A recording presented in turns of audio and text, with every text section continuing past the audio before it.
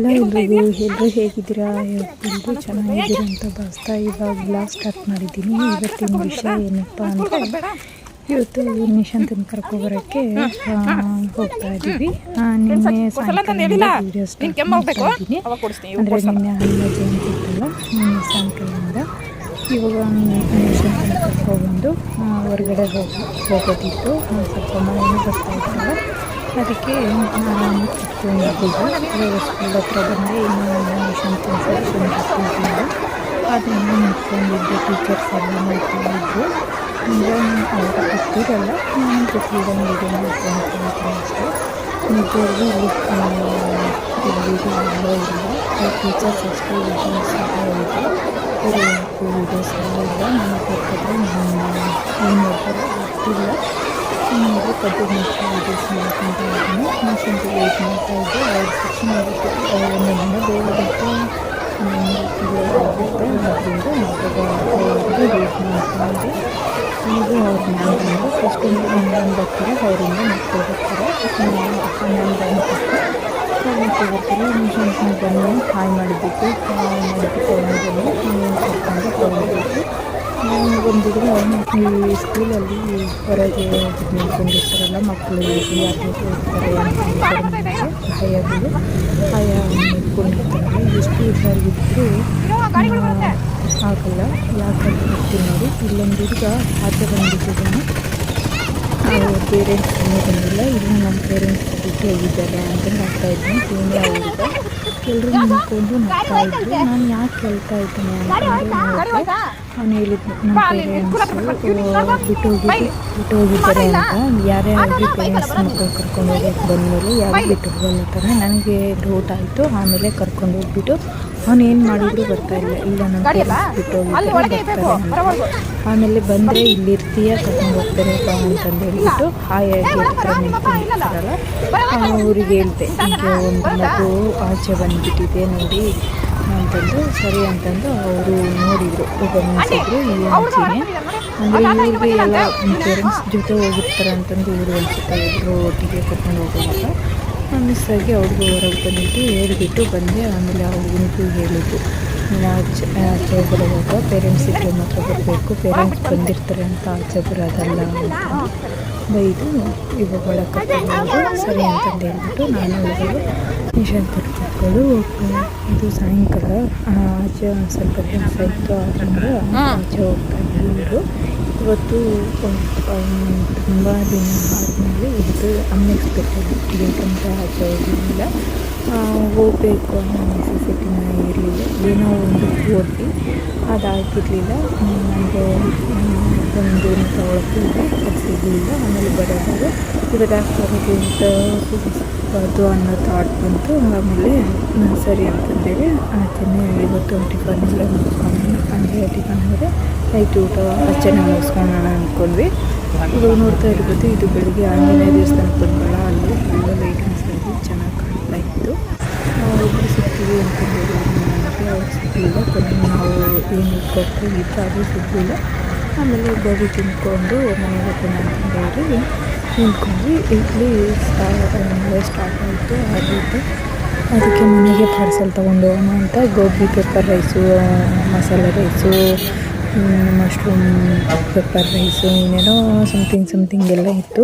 Board ತೋರಿಸಿದ್ನೆಲ್ಲ. ಇನ್ನೇನೋ ಮಳೆ start ಆಗಿರೋದ್ರಿಂದ ಅಲ್ಲಿ ಬೇಡ ಅಂತಂದು ಮನೆಗೆ ಎಲ್ಲ ಪಾರ್ಸೆಲ್ ತೊಗೊಂಡು ಮನೆಗೆ ಬಂದ್ವಿ.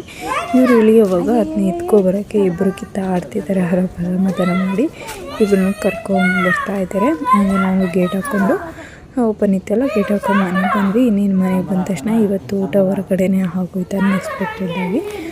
ಹೊರಗಿಂದ 2 ಪ್ಲೇಟು ಗೋಬಿ ಮಂಚೂರಿ ಮತ್ತು 4 ಉದ್ದಿನ ವಡೆ, ಅದು ಮಸಾಲೆ ವಡೆ. ಇದು ನನಗೆ ಉದ್ದಿನ ವಡೆ ಇಷ್ಟ ಆಗಲ್ಲ ಅಷ್ಟೊಂದು, ಅದಕ್ಕೆ ಮಸಾಲೆ ವಡೆ ತೊಗೊಂಡೆ.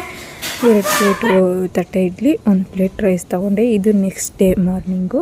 ಯಾಕೆ ಕಳ್ತಾ ಇದ್ದೀನಿ ಅಂದ್ಕೊಂಡಿದ್ದೀರಾ?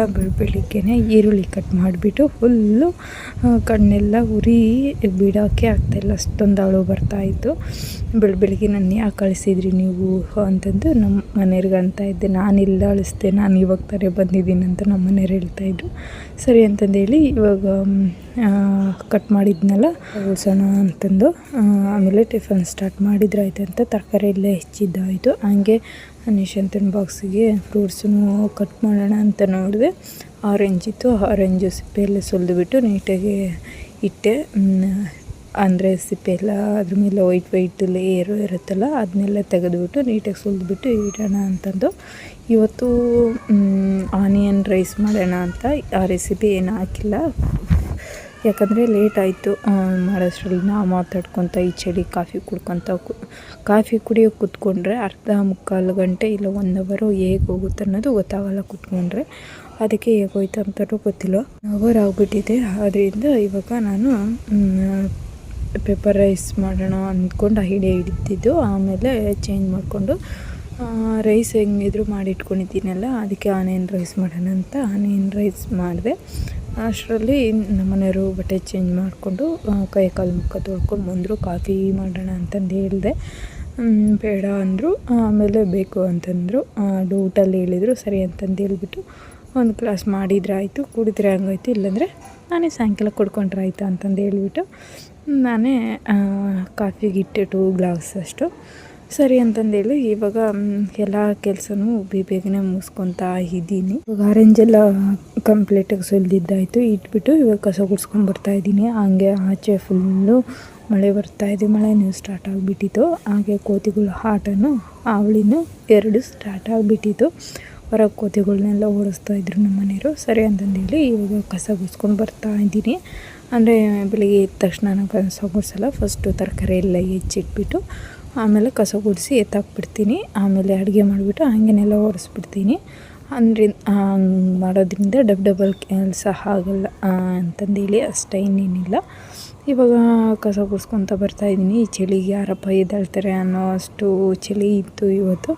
ಸರಿ ಅಂತಂದೇಳಿ ಇವಾಗ ಕಾಫಿ ಮಾಡಿಕೊಂಡು ಇದು ಮಾರಿಗೋಲ್ಡ್ ಬಿಸ್ಕೆಟು ಅದನ್ನು ತೊಗೊಂಡು ಕುತ್ಕೊಂಡಿದ್ದೀನಿ. ನಮ್ಮ ಮನೆಯವ್ರಿನ್ನೂ ಕೋತುಗಳು ನೋಡ್ಸ್ಕೊತಾನೆ ಹೊರಗಿದ್ರು. ಹಾಗೆ ಆರೆಂಜ್ ಸ್ವಲ್ಪ ಮೆತ್ತಗಾಗಿತ್ತಲ್ಲ ಅದನ್ನ ಬಿಡಿಸ್ಬಿಟ್ಟು ಕೋತಿಗಳು ಕೊಡ್ತಾಯಿದ್ರು. ಸ್ವಲ್ಪ ಟ್ರೈನ್ ಸೌಂಡ್ ಇದೆ, ಅಡ್ಜಸ್ಟ್ ಮಾಡ್ಕೊಳ್ಳಿ. ಇವಾಗ ಇವನು ಎದ್ದು ಬಂದು ಇವನಿಗೂ ರೆಡಿ ಮಾಡಿಸ್ಬಿಟ್ಟು ನಿಲ್ಲಿಸಿದ್ದೀನಿ. ಇವಾಗ ಸಿರಪ್ ಕುಡಿಯೋಕೆ ಆಟ ಮಾಡ್ತಾಯಿದ್ನು. ಇಲ್ಲ ಸ್ವಲ್ಪ ಕುಡಿ ಅಂತ. ಸ್ವಲ್ಪ ಲೈಟಾಗಿ ಫೀವರು ಮತ್ತು ಕೆಮ್ಮು ಜಾಸ್ತಿ ಇತ್ತು, ಅದಕ್ಕೆ ಹಾಕ್ತಾಯಿದ್ದೀನಿ. ತೋರಿಸ್ತೀನಿ ನಾನು ಯಾವ ಸಿರಪ್ ಹಾಕ್ತೀನಿ ಅಂತ. ಇವೆರಡಂತೂ ಬೆಸ್ಟ್ ರಿಸಲ್ಟ್ ಕೊಡುತ್ತೆ ನನ್ನ ಮಕ್ಕಳಿಗೆ. ನಾನು ಆಲ್ಮೋಸ್ಟ್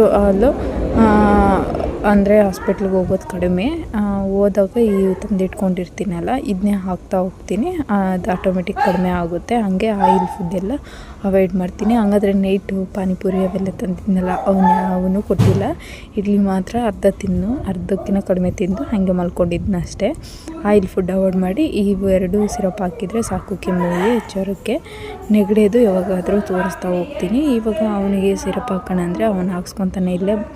ಈ ಜ್ವರ ಬಂದಾಗ ಚೆನ್ನಾಗಿಲ್ದಾಗ ಏನು ಹೇಳಿದ್ರು ಮಕ್ಕಳಿಗೆ ಹೇಳಿದ ಮಾತೆ ಕೇಳಲ್ಲ. ಏನೂ ಮಾಡೋಕ್ಕಾಗಲ್ಲ, ನಾವು ಮಕ್ಕಳಾಗಿರೋಣ ಅಂತಂದೇಳಿ ಅದು ಕೊಡಿಸ್ತೀನಿ ಅಂತಂದು ಕರ್ಕೊಂಡೋಗಿ ಇವಾಗ ಸಿರಪ್ ಹಾಕೋಣ ಅಂತ ಕರ್ಕೊಂಡು ಹೋಗ್ತಾ ಇದ್ದೀನಿ. ಅದು ಕೊಡಿಸ್ತೀನಿ ಬಾ ಅಂತ ಅಂದರೆ ಮೊಬೈಲಲ್ಲಿ ತೋರಿಸಿದ್ನು ಇದು ಕೊಡಿಸು ಅಂತ. ಅದು ನಿಶಾಂತನ ಬರ್ತಡೇ ದಿನ ನನ್ನ ಕಡೆಯಿಂದ ಗಿಫ್ಟು ಅವನಿಗೂ ಮತ್ತು ರಾಯನ್ಗೂ ಇಬ್ರಿಗೂ ಕೊಡ್ಸೋಣ ಅಂತಿದ್ದೀನಿ. ಇವನು ಇವಾಗಲೇ ಬೇಕು ಅಂತಂದರೆ ಸರಿ ಕೊಡಿಸ್ತೀನಿ ಬಾ ಅಂತಂದು ಹೇಳ್ಬಿಟ್ಟು ಇವಾಗ ಸಿರಪ್ ಹಾಕೋಣ ಅಂತಂದು ಹಾಕ್ತಾಯಿದ್ದೀನಿ. ಅವನೇನು ಮಾಡಿದ್ರು ಕುಡಿತಾನೆಲ್ಲ ಹೋಗ್ತಾಯಿದ್ನು. ಬೇಕಾ ಬೇಡ ಅಂತಂದು ಹೇಳ್ಬಿಟ್ಟು ಇವಾಗ ಕುಡಿಸ್ತಾ ಇರೋದು. ಸರಿ ಅಂತ ಕುಡಿತಾ ಇದ್ದಾನೆ. ಅದು ಬಾಯಿ ತೆಗಿತಾ ಇಲ್ಲ, ಸಾಕು ಅಂತ ಇದ್ನು. ಅದು ಮುಚ್ಚಳ ಬರುತ್ತಲ್ಲ ವೈಟ್ ಕಲರು, ಅದರಲ್ಲಿ ಹಾಕಿ ಕುಡಿಸ್ಬೇಕು. ನಾನು ಒಂದು ಅಂದಾಜೆಲ್ಲ ಹಾಕ್ತಾಯಿದ್ದೀನಿ. ನೀವು ಆ ಥರ ಮಾಡೋಕ್ಕೆ ಹೋಗ್ಬೇಡಿ. ವೈಟ್ ಇದರಲ್ಲಿ 5 ml ಕರೆಕ್ಟಾಗಿ ಹಾಕ್ಕೊಳ್ಳಿ ಅಷ್ಟೇ. ನಾನು ಹಾಕಿರೋ ಅಂದಾಜಿರುತ್ತಲ್ಲ ಹಾಕ್ತಾ ಇರ್ತೀನಿ ಅಷ್ಟೇ, ಇನ್ನೇನಿಲ್ಲ. ಇವನು ಕುಡ್ದಿದ್ದಾಯಿತು. ಇನ್ನೇನು ಪೋಸ್ ಕೊಡೋಕೆ ಹತ್ರ ಬಂದು ಕ್ಯಾಮ್ರಾ ಹತ್ರ ಸರಿ ಹೋಗು ಅಂತಂದು ಹೇಳ್ಬಿಟ್ಟು ಇದು ಪ್ಯಾರಾಸಿಟಮಾಲ್ ಥರ ಅಂದರೆ ಜ್ವರಕ್ಕೆ ಹಾಕೋ ಸಿರಪ್ಪು. ನೋಡಿ ಬೇಗನೆ ವಾಸಿ ಆಗುತ್ತೆ. ಇದು ನಿಶಾಂತಿಗಾದರೆ 7.2 ಹಾಕಬೇಕು ml. ದಿನಕ್ಕೆ 4 ಟೈಮ್ಸು, 1 ಡೇಗೆ 4 ಟೈಮ್ಸ್ ಹಾಕಬೇಕು. ಇದು ಕೆಮ್ಮಿಂದು. ಇದು 5 ml ಅಷ್ಟೇ, ಅಲ್ಲ 3 ml ಅಷ್ಟೇ. ರಾಯನ್ಗೆ ಅವನಿಗೆ 4 ml 2 ಟೈಮ್ಸ್ ಹಾಕಬೇಕು ಮಕ್ಕಳಿಗೆ. ಆದ್ದರಿಂದ ಇವಾಗ ನಿಶಾಂತ್ ಊಟ ತಿಂದ್ಬಿಟ್ಟು ಅವನು ಕೈ ತೊಳ್ಕೊತಾ ಇದ್ದೆ. ಅವನ ತಟ್ಟೆ ಎಲ್ಲ ಎತ್ತಿಟ್ಟು ನಾನು ಅವ್ನು ಶೂಗೆ ಹಾಕೋಣ ಅಂತಂದು ಹೊರಗೆ ಹೋದೆ. ಅಷ್ಟರಲ್ಲಿ ನಮ್ಮ ಅಪ್ಪ ಅಂದರು, ನಮ್ಮ ಚಿಕ್ಕಪ್ಪ ಅಂದರು, ಎಲ್ಲರೂ ಕೂತ್ಕೊಂಡಿದ್ರು. ಬರ್ರಿ ತೋರಿಸ್ತೀನಿ ಯಾರು ಏನು ಅಂತಂದೆಲ್ಲ. ಸರಿ ಅವ್ನಿಗೆ ಹೇಳಿದೆ, ಹೋಗಪ್ಪ ನಿಧಾನಕ್ಕೆ ಹಾಕ ಅಂದರೆ ಅವ್ನು ಭಯ ಬೀಳ್ತಾ ಇದ್ನ. ಅಮ್ಮ ಅವು ಸಾಕ್ಸು ಶೂ ಎಲ್ಲ ಎತ್ಕೊಂಡು ಹೋಗ್ತಾವ ಅಂತ. ನಿಶಾಂತನ ಶೂ ಎಲ್ಲ ಕಚ್ಚಾಕ್ಬಿಟ್ಟಿದ್ವು. ಅದು ನೆಕ್ಸ್ಟ್ ವ್ಲಾಗಲ್ಲಿ ತೋರಿಸ್ತೀನಿ ಯಾವ ಥರ ಶೂ ಎಲ್ಲ ಹಾಳು ಮಾಡಿಕ್ಕಿದ್ದೇವೆ ಅಂತ. ಕೋತಿಗಳು ಕಚ್ಚಿ ಅವನಿಗೂ ಹೊಸ ಶೂ ಕೊಡಿಸ್ಬೇಕು, ಇಷ್ಟರಲ್ಲೇ ಕೊಡಿಸ್ಬೇಕು ಅಂತಂದಿದ್ದೀವಿ. ಈ ವೀಕಲ್ಲೇ ನೋಡಬೇಕು, ಕಾಸು ಅಡ್ಜಸ್ಟ್ ಆದರೆ ಕೊಡಿಸ್ಬೋಣ ಅಂದ್ಕೊಂಡಿದ್ದೀನಿ. ಅವ್ನು ಭಯ ಬೀಳ್ತಾ ಇದ್ನು ಹೊರಗೆ ಹೋಗಿ ಹಾಕ್ಕೊಳ್ಳೋದಕ್ಕೆ, ಅವಿರೋದಕ್ಕೆ ನಮ್ಮಪ್ಪ ಅಂದರು ನಮ್ಮ ಚಿಕ್ಕಪ್ಪ ಅಂದರು ಇರೋದಕ್ಕೆ. ಅದಕ್ಕೆ ಈ ಸರಿ ಇರಪ್ಪ ಅಂತಂದೇಳಿ ಇವಾಗ ಬಾ ಅಂತಂದು ಹೇಳಿದೆ. ಸರಿ ಅಂತಂದು ಅವನು ಬಂದು ಅವ್ನು ನೀರು ಕುಡಿತೀನಿ ಅಂದು. ಸರಿ ಕುಡಿ ಅಂತಂದು ಹೇಳಿದೆ. ಮೇಲಕ್ಕೆ ಎತ್ತಿಟ್ಟು ಗ್ಲಾಸ್ನ ಸರಿ ಹಾಕ್ಕೊಂಡು ನಡಿ ಅಂತಂದು ಹೇಳ್ತಾಯಿದ್ದೆ. ನೀನು ಬಾ ಜೊತೆಗೆ ಅಂತಂದೇಳಿ ಸರಿ ಅಂತಂದು ಹೇಳಿದೆ. ಅವ್ನ ಬುಕ್ಸು ಬ್ಯಾಗು ಮತ್ತು ಲಂಚ್ ಬ್ಯಾಗು ಎಲ್ಲ ಚೆಕ್ ಮಾಡಿಬಿಟ್ಟು ಹೋಗ್ಬೇಕಲ್ಲ, ಅದಕ್ಕೆ ಚೆಕ್ ಮಾಡಿದೆ. ಹಾಗೆ ಒಂದು ಕಾಲ್ ಬಂತು, ಪಿಕ್ ಮಾಡಿಬಿಟ್ಟು ಮಾತಾಡಿದೆ. ಅಷ್ಟರಲ್ಲಿ ರಾಯನ್ ಹೇಳಿದ್ನಲ್ಲ ನನಗೆ ಈ ಥರ ಬೇಕು ಅಂತಂದು, ಅದನ್ನು ನೋಡಿದೆ. ಆನ್ಲೈನಲ್ಲಿ ತಗೊಳೋದ ಏನೋ ಅಂತ. ಇವು ನೋಡ್ತಾ ಇರ್ಬೋದು, ಇವ್ರನ್ನೇ ನೋಡಿ ನಮ್ಮ ಚಿಕ್ಕಪ್ಪಂದ್ರೆ ಅಂತಂದು ಹೇಳಿದ್ದೆ. ಇವ್ರು ನೋಡಿ ನಿಶಾಂತ್ ಭಯ ಬಿದ್ದಿದ್ದು. ಈ ವ್ಲಾಗ್ ಹೇಗೆ ಅನ್ನಿಸ್ತು ಅಂತ ಕಮೆಂಟ್ ಮೂಲಕ ತಿಳಿಸಿ. ಇದು ಯಾವಾಗಲೂ ನಮ್ಮ ಮನೆ ಮುಂದೆನೇ ಇರ್ತವೆ, ಯಾಕಂದರೆ ಬಾಳೆಹಣ್ಣು ಎಲ್ಲ ಕೊಟ್ಟು ಅಭ್ಯಾಸ ಮಾಡಿರ್ತಾರೆ. ಬಾಯ್.